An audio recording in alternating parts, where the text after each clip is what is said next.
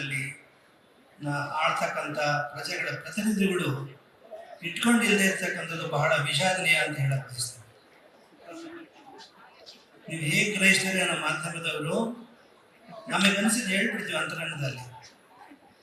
ಪ್ರಜಾಪ್ರಭುತ್ವ ಅಲ್ಲಿ ಇಂಗ್ಲೆಂಡಲ್ಲಿದೆ, ಈಗಲೂ ಅಲ್ಲಿ ರಾಜ ರಾಣಿಯರಿದ್ದಾರೆ, ಪ್ರಜಾಪ್ರಭುತ್ವನೂ ಇದೆ. But the head of the state is king or queen. ನಮ್ಮ ಅಂತರಂಗದಲ್ಲಿ ಹನುಮಕ್ಕನವರು ಇಲ್ಲಿದ್ದಾರೆ.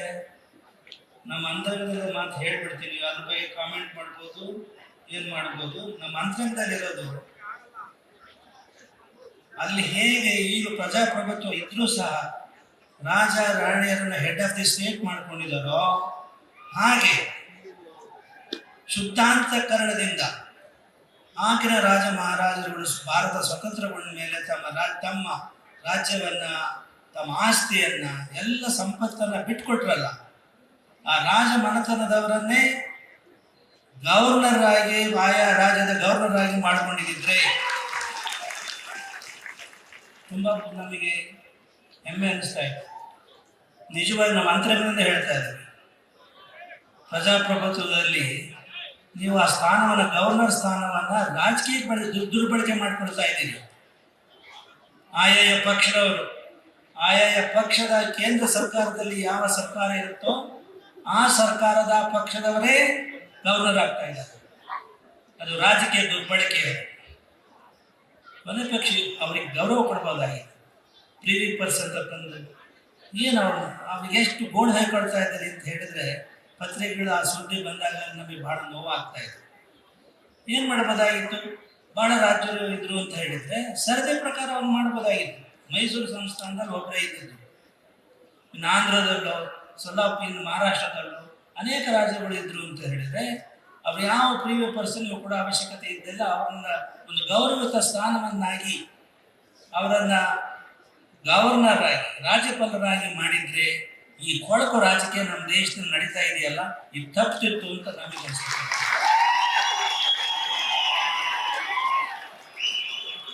ಮಹಾರಾಜರ ಕಾಲದಲ್ಲಿ ಇನ್ನೊಂದೇನಿತ್ತು ಕಾನೂನು ಅಂದರೆ, ಮೈಸೂರು ಇವರು ನಮ್ಮಲ್ಲಿ ಜಗಳೂರಲ್ಲಿ ಇಮಾಮ್ ಸಾಹೇಬ್ರು ಅಂತ ಇದ್ರು, ಅವರು ದಾಖಲಿಸಿದ್ದಾರೆ. ಯಾರು ಆವಾಗ ಪ್ರಜಾಪ್ರತಿನಿಧಿ ಸಭೆ ಅಂತ ಇತ್ತು, ಪೀಪಲ್ ರೆಪ್ರೆಸೆಂಟೇಟಿವ್ಸ್ ಇದ್ರು.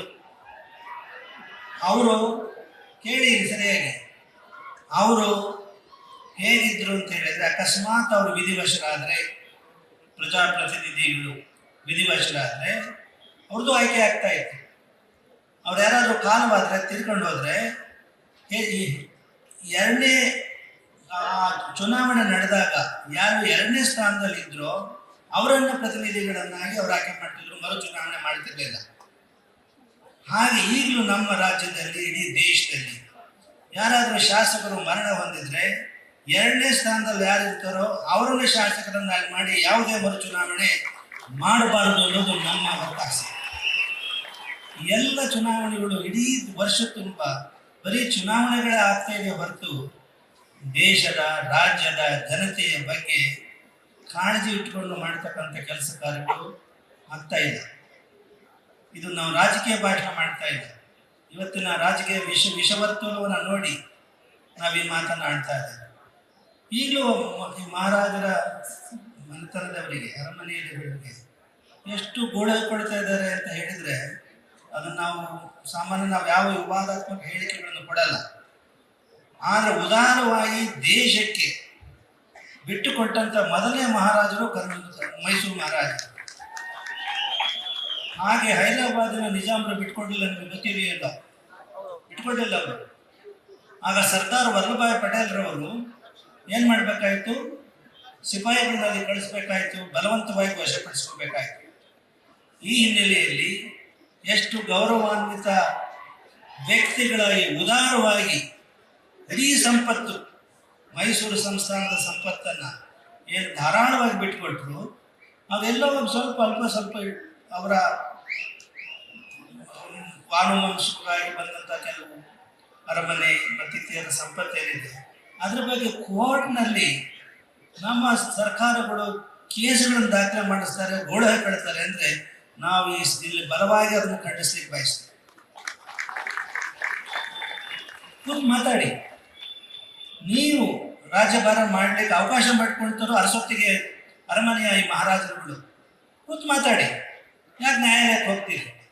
ಕೂತು ಮಾತಾಡಿಕೊಂಡು ಅವರೆಲ್ಲ ಆಳ್ವಿಕೆ ಇದ್ದಿದ್ರೆ ನೀವೆಲ್ಲಿರ್ತಿದ್ರು ತಿಳ್ಕೊಳ್ಳಿ. ಅವರ ಆಳ್ವಿಕೆ ಇದ್ರೆ, ಮಹಾರಾಜರ ಆಳ್ವಿಕೆಯನ್ನು ಮುಂದುವರಿದ್ರೆ ಇವತ್ತು ಯಾರ್ಯಾರು ಕೋರ್ಟಿಗೆ ಹೋಗಿದ್ರೆ ಅವ್ರ ವಿರುದ್ಧವಾಗಿ ಎಲ್ಲಿರ್ತಾ ಇದ್ರಿ ನೀವು? ಯೋಚನೆ ಮಾಡಿ. ಈ ಹಿನ್ನೆಲೆಯಲ್ಲಿ ಏನೇನು ಕೇಸುಗಳಿವೆ ಮಹಾರಾಜರ ಅಥವಾ ಮಹಾರಾಣಿಯರ ವಿರುದ್ಧವಾಗಿ, ಆ ಎಲ್ಲ ಕೇಸುಗಳನ್ನ ರಾಜ್ಯ ಸರ್ಕಾರದ ಆಡಳಿತ ಚುಕ್ಕಾಣಿ ಹಿಡಿದಿರೋರು ಅದನ್ನು ವಾಪಸ್ ತಗೊಳ್ಬೇಕು. ಅಷ್ಟೇ ಅಲ್ಲ, ಅವ್ರ ಜೊತೆ ಕೂತು ಮಾತಾಡಬೇಕು. ಅವರು ಈ ರಾಜ್ಯ ಆಳಿದವರು, ಆ ಸಂತತಿಯನ್ನು ಗೌರವಿಸಬೇಕು, ಅವ್ರನ್ನ ಗೋಳ ಇಕ್ಕಬಾರದು. ಇದನ್ನ ನೀವೆಲ್ಲ ಈ ರಾಜ್ಯದ ಎಲ್ಲ ಪ್ರಜೆಗಳು ಇದನ್ನ ಆಡಳಿತ ಚುಕ್ಕಾಣಿ ಹಿಡಿದಿರ್ತಕ್ಕಂಥ ಸರ್ಕಾರಕ್ಕೆ ನೀವು ಒತ್ತಾಯಿಸಬೇಕು ಅಂತ ನಾವು ಬಯಸ್ತೀವಿ. ಈ ಹುಣ್ಣಿಮೆ ಮಹೋತ್ಸವ ನಮಗೆ ಬಹಳ ಅಯ್ಯೋ ಅನಿಸ್ಬಿಡುತ್ತೆ, ತುಂಬ ಅಯ್ಯೋ ಅನಿಸ್ತಾ ಇದೆ. ನಾವು ಬಹಿರಂಗವಾಗಿ ಅನೇಕ ಆಪ್ತ ವ್ಯಕ್ತಿಗಳು ಹೇಳ್ತಾ ಇದ್ವಿ, ನಾವು ಬಹಿರಂಗವಾಗಿ ಹೇಳ್ತಿರ್ಲಿಲ್ಲ. ಆದರೆ ಇದೊಂದು ನಮಗೆ ಪ್ರಪಂಚದ ಎಲ್ಲ ನೋಡಿದ್ದೀವಿ, ಅಮೇರಿಕ ನೋಡಿದ್ದೀವಿ, ಇಂಗ್ಲೆಂಡ್ ನೋಡಿದ್ದೀವಿ, ಕೆನಡಾ ನೋಡಿದ್ದೀವಿ, ಯುರೋಪ್ ಎಲ್ಲ ನೋಡಿದ್ದೀವಿ. ಅಲ್ಲಿರ್ತಕ್ಕಂಥ ರಾಜಕೀಯ 3-4 ತಲೆಮಾರುಗಳಿಂದ ಸಂಬಂಧ ಇದೆ ಅನ್ನೋದನ್ನು ಶಿಷ್ಯರಾದ ನಿಮ್ಮ ಗಮನಕ್ಕೆ ತರಲಿಕ್ಕೆ ಬಯಸ್ತೀನಿ. ಈಗ ತಾನೇ ನೋಡಿದ್ರಿ, ನಮ್ಮ ಲಿಂಗೈಕ್ಯ ಗುರುಗಳ ಕಾಲದಲ್ಲಿ ಚಿತ್ರದುರ್ಗದಲ್ಲಿ ತರಳಬಾಳು ಹುಣ್ಣಿಮೆ ಮಹೋತ್ಸವ ನಡೆದಾಗ ಆಗಿನ ಮಹಾರಾಜರಾದಂಥ ಶ್ರೀ ಜಯಚಾಮರಾಜೇಂದ್ರ ಒಡೆಯರು, ಅಂದರೆ ಈಗಿನ ಮಹಾರಾಜರ ತಾತ, ಅವರ ಕೈಯಿಂದ ನಮ್ಮ ಗುರುಗಳು ಬಸವಣ್ಣವರ ವಚನಗಳ ಇಂಗ್ಲಿಷ್ ಭಾಷಾಂತರದ ಪುಸ್ತಕವನ್ನು ಬಿಡುಗಡೆ ಮಾಡಿಸಿದರು. ಹಿಸ್ಟ್ರಿ ರಿಪೀಟ್ಸ್ ಅಂತ ಹೇಳ್ತಾರೆ, ಇತಿಹಾಸ ಚಕ್ರದಂತೆ ತಿರುಗತ್ತೆ ಅಂತ ಹೇಳಿ. ಅದೇ ಮಹಾರಾಜರ ಮೊಮ್ಮಗರಾದಂಥ ಯದುವೀರ ಒಡೆಯರವರು, ಕೃಷ್ಣದತ್ತ ಒಡೆಯರವರು ಈ ದಿನ ನಾವು ರೂಪಿಸಿದಂಥ ಬಸವಣ್ಣವರ ವಚನಗಳ ತಂತ್ರಾಂಶವನ್ನು, ವೆಬ್ ಅಪ್ಲಿಕೇಶನನ್ನು ಬಿಡುಗಡೆ ಮಾಡಿರ್ತಕ್ಕಂಥದ್ದು ನಮಗೆ ಬಹಳ ಸಂತೋಷವನ್ನು ಉಂಟು ಮಾಡಿದೆ. ಹಿಂದಿನ ಜಯಚಾಮರಾಜೇಂದ್ರ ಒಡೆಯವರ ತಂದೆ ಏನಿದ್ರು, ಅವರ ಕಾಲದಲ್ಲಿ ನಡೆದಂಥ ಅವರನ್ನು ಮತ್ತು ಮುಮ್ಮಡಿ ಕೃಷ್ಣರಾಜ ಒಡೆಯರು ಅವರ ಆಪ್ತ ವಲಯದಲ್ಲಿ ನಮ್ಮ ಮಠದ ಶಿಷ್ಯರು ಅವರ ಆಪ್ತ ವಲಯದಲ್ಲಿ ಇದ್ರು ಅನ್ನೋದು ನಮಗೆ ಬಹಳ ಹೆಮ್ಮೆ ಅನಿಸುತ್ತೆ.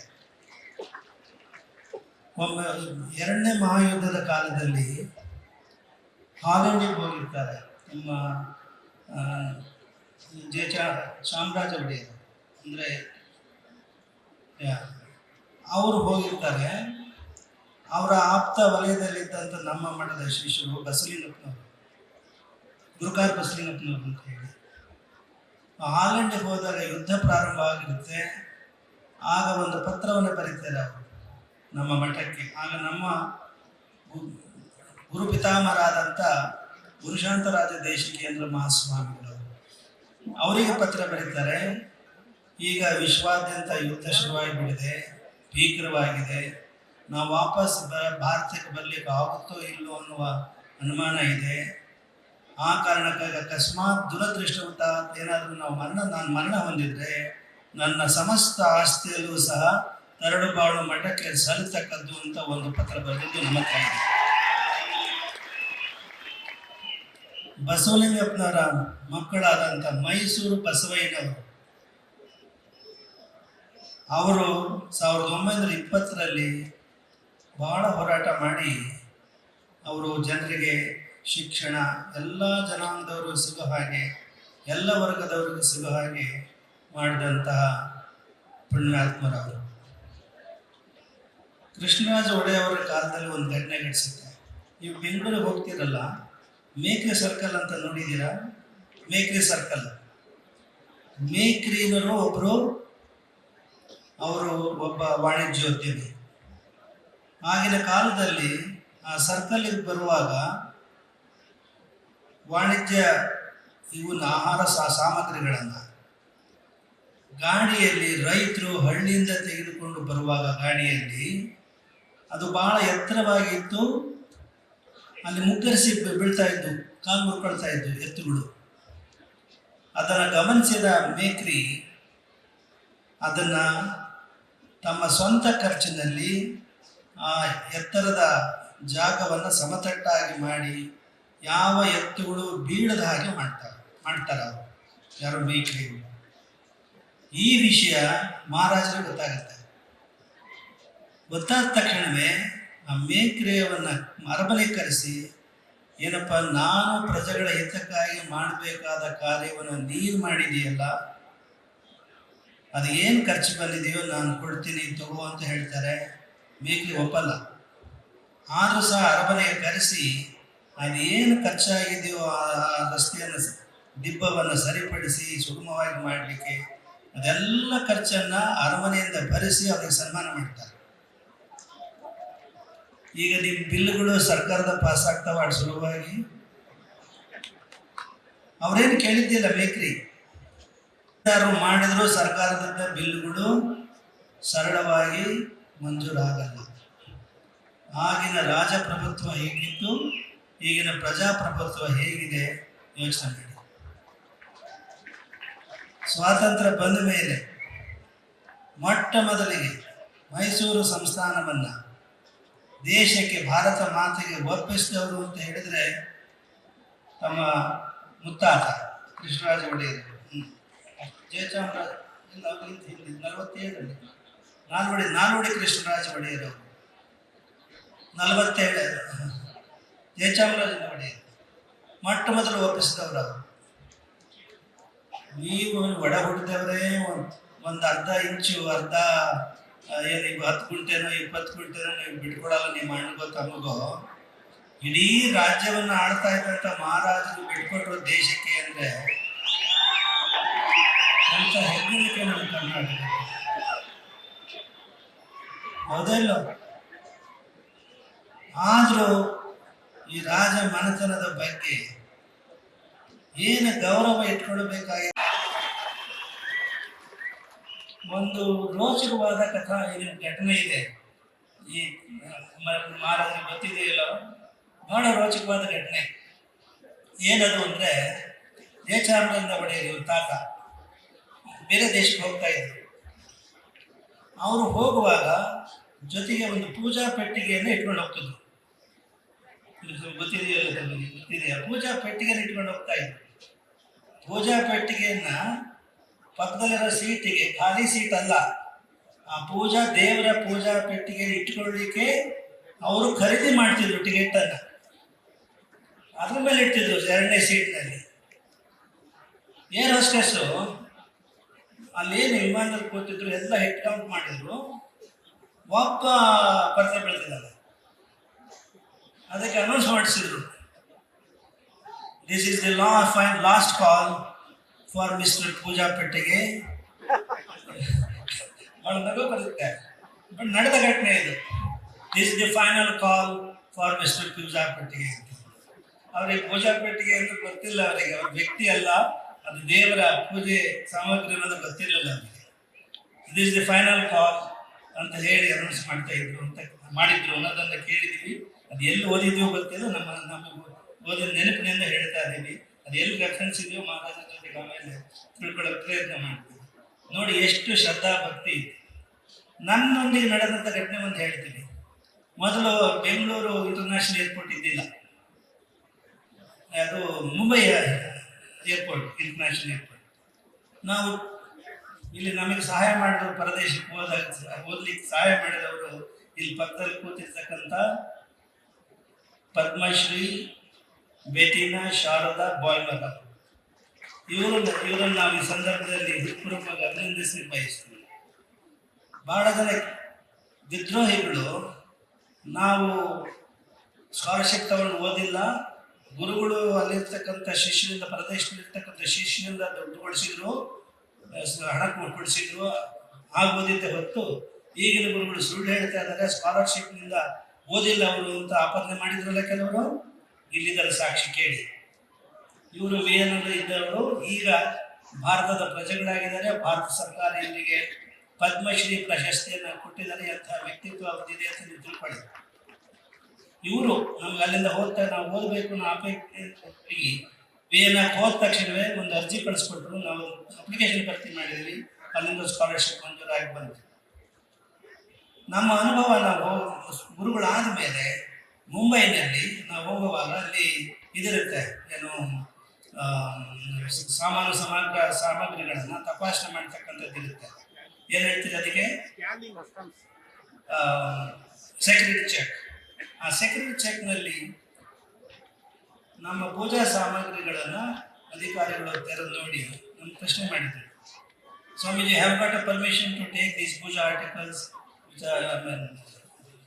ಕಾಸ್ಟ್ ಇವೆಲ್ಲ ಸಿಲ್ವರ್ ಇವೆಲ್ಲ ಇದ್ವು ಅದರಲ್ಲಿ. ಬೆಳ್ಳಿ ಬಂಗಾರ ಏನಿರಲಿಲ್ಲ, ಬೆಳ್ಳಿ ಪೂಜಾ ಸಾಮಗ್ರಿಗಳು. ತಾವು ಹ್ಯಾವ್ ಗಾಟ್ ಅ ಪರ್ಮಿಷನ್ ಅಂತ ಕೇಳಿದರು. No, I didn't have any idea. My travel agent told me that I had to just declare whatever I am taking. This is the list of puja articles ಅಂತ ಕೊಟ್ವಿ. ಅವ್ರು ಒಪ್ಪಲಿಲ್ಲ. Swamiji, I can't accept it. You should have taken the permission from the Reserve Bank of India. RBI ಇಂದ permission ತಗೋಬೇಕಾಗಿತ್ತು. ನಾವು ನೋಡಪ್ಪ, ಇದು ಹಿಂದೆ ಇದ್ರು ನಾವು ಪೂಜೆ ಮಾಡಿದ್ವಿ. ನಮ್ಮ ಪೂಜೆ ಅಲ್ಲಿ ಹೇಗೆ ಮಾಡ್ತೀವಿ ಅನ್ನೋದು ಪರದೇಶದಲ್ಲಿರ್ತಕ್ಕಂಥ ಶಿಷ್ಯನಿಗೆ ಗೊತ್ತಾಗಲಿ, ಅದಕ್ಕೆ ತಗೊಂಡು ಹೋಗ್ತೀವಿ. I am not A business man. Look at my ice. ನಾವು ವ್ಯಾಪಾರಿಗಳು ಇದನ್ನು ಮಾರಕ್ಕೆ ತಗೊಂಡು ಹೋಗ್ತಿದ್ದೀವಿ ಅಂತಂದರೆ ಅದನ್ನ ಏನು ಜಪ್ಟ್ ಮಾಡ್ಕೊಂಡು, ನಾವು ಗುರುಗಳು, ಧರ್ಮಗುರುಗಳು ಅಂತ ನಿನಗೆ ಅನಿಸಿದರೆ ನಮಗೆ ತೆಗೆದುಕೊಂಡು ಹೋಗ್ಲಿಕ್ಕೆ ಬಿಡು ಅಂತ ಹೇಳಿದ್ವಿ. ಇಷ್ಟ ಆ ಅಧಿಕಾರಿ ಹೇಳಿದ, Swamiji, the lord doesn't permit me to allow you to take these articles. ಕಾನೂನು ಒಪ್ಪಲ್ಲ. ಆದರೆ ತಾವು ಧರ್ಮಗುರುಗಳು ಅಂತ ನನಗೆ ಮನಸ್ಸಿಗೆ ಬಂದಿದೆ, ನಾನು ಕಣ್ಣು ಮುಚ್ಕೊಳ್ತೀನಿ, ತಾವು ತೆಗೆದುಕೊಂಡು ಹೋಗಿ ಅಂತ ಹೇಳಿದ್ರು. ಅರ್ಥ ಆಯ್ತು ನಿಮಗೆ? ಇದು ಈ ದೇಶದ ಧರ್ಮ ಪ್ರಜ್ಞೆ. ಇಷ್ಟನ್ನು ಹೇಳಿ ಈಗ ಆಗಮಿಸಿದಂಥ ಎಲೆಬೇರೆ ಬಡಿಯರನ್ನ, ಮಹಾರಾಜರನ್ನ ನಿಮ್ಮೆಲ್ಲರ ಸದ್ಭಾವನೆಗಳಿಂದ ಅವ್ರನ್ನ ಬೀಳ್ಕೊಡಕ್ಕೆ ಬಯಸಿದ್ರೆ ಅವ್ರಿಗೆ ಹೋಗ್ತಾ ಇರೋದ್ರಿಂದ ಇಲ್ಲಿ ಬಂದವರನ್ನು ಮಾತಾಡಿಸಿ ಕಳಿಸ್ಬಾರ್ದು ಅಂತ ಹೇಳಿ ಕೊನೆಯಲ್ಲಿ ಮಾತನಾಡಬೇಕಾದಂಥ ನಾವು ಮತ್ತೆ ಪ್ರವೇಶ ಮಾಡಿ ಮಾತನಾಡಿದ್ದೀವಿ. ಇನ್ನು ಮುಂದೆ ಕಾನೂನು ಏನಾದರೂ ಇರಲಿ, ಕಾನೂನು ಅದೊಂಥರ ಕತ್ತೆ ಅಂತ ಹೇಳ್ತಾರೆ. ಕಾನೂನು ಏನಾದರೂ ಇರಲಿ, ಈ ರಾಜಮನೆತನ ಬಹಳ ತ್ಯಾಗ ಭಾವನೆಯಿಂದ ರಾಜ್ಯಕ್ಕೆ ತಮ್ಮ ಆಸ್ತಿಯನ್ನು, ಆಡಳಿತವನ್ನು ವರ್ಗಾಯಿಸಿಕೊಟ್ಟ ಆ ಧಾರಾಳತನಕ್ಕಾಗಿ ಇರತಕ್ಕಂಥ ಕೇಸುಗಳನ್ನು, ಎಲ್ಲ ಕೇಸುಗಳನ್ನು ಯಾವ ಕೇಸುಗಳನ್ನು ತಗೊಳ್ತಾ ಇದ್ದಾರೆ. Cabinet decides to withdraw these cases ಅಂತ ಪ್ರೈವೇಟ್ ಲೆಕ್ಕ ಹೇಳ್ತೀನಿ ನಿಮಗೆ. Recently the cabinet has decided to withdraw the cases. ಆ ತರಹ why can't the cabinet withdraw all the cases file against ಮಹಾರಾಜ ಬೊಮ್ಮಾಯಿಯವರು. ಇತ್ತೀಚೆಗೆ ಕ್ಯಾಬಿನೆಟ್ 34 ಕೇಸುಗಳನ್ನು ವಿಡ್ರಾ ಮಾಡಿದೆ ಕೋರ್ಟ್ನಿಂದ. ಅದರ ವಿವರಣೆ ನಿಮಗೆ ಕೊಡ್ತೀವಿ. ಹೀಗಿರುವಾಗ ಮಹಾರಾಜರ ಮೇಲೆ, ಮಹಾರಾಣಿಯರ ಮೇಲೆ ಹಾಕಿರತಕ್ಕಂಥ ಕೇಸುಗಳನ್ನ ಕ್ಯಾಬಿನೆಟ್ನಲ್ಲಿ ಯಾಕೆ ನೀವು ವಿಡ್ರಾ ಮಾಡಕ್ ಆಗಲ್ಲ? ಇದು ನೀವು ಕೇಳಿ. ಇಷ್ಟು ಮಾತನ್ನು ಹೇಳಿ ಮಹಾರಾಜರನ್ನ, ಈಗ ಅವ್ರ MP ಇದ್ದಾರೆ, ಆದ್ರೆ MP ನೋಡಲ್ಲ. ಈಗಲೂ ಜನತೆ ಅವ್ರು ನೋಡೋರು ಮಹಾರಾಜರು, ಈಗಲೂ ನೋಡ್ತಾರೆ. ಇವರ ತಾತನು ಕೂಡ ಮಹಾರಾಜರಾಗೇ ಕಾಣಿಸ್ತಾ ಇದ್ದಾರೆ. ಹೊರತು ಅವ್ರು ಗವರ್ನರ್ ಆಗಿದ್ರು, ಮೊಟ್ಟ ಮೊದಲ ಗವರ್ನರ್. ನಮ್ಮ ಕರ್ನಾಟಕದ ಮೊಟ್ಟ ಮೊದಲ ಗವರ್ನರ್ ಮಹಾರಾಜ ಜಯಚಾಮರಾಜನ ಒಡೆಯರು. ಈ ಆತ್ಮೀಯ ಸಂಬಂಧವನ್ನು ನಮ್ಮ ಕರ್ನಾಟಕ ಸರ್ಕಾರ ಉಳಿಸ್ಕೊಳ್ಳಿ, ಬೆಳೆಸ್ಕೊಳ್ಳಿ, ಜನಹಿತ ಕಾಪಾಡಲಿ, ಈ ರಾಜವಂಶವನ್ನು, ಮನೆತನವನ್ನು. ಗ್ಯಾರಂಟಿ ನ್ಯೂಸ್, ಸುದ್ದಿ ಖಚಿತ, ನ್ಯಾಯ ನಿಶ್ಚಿತ.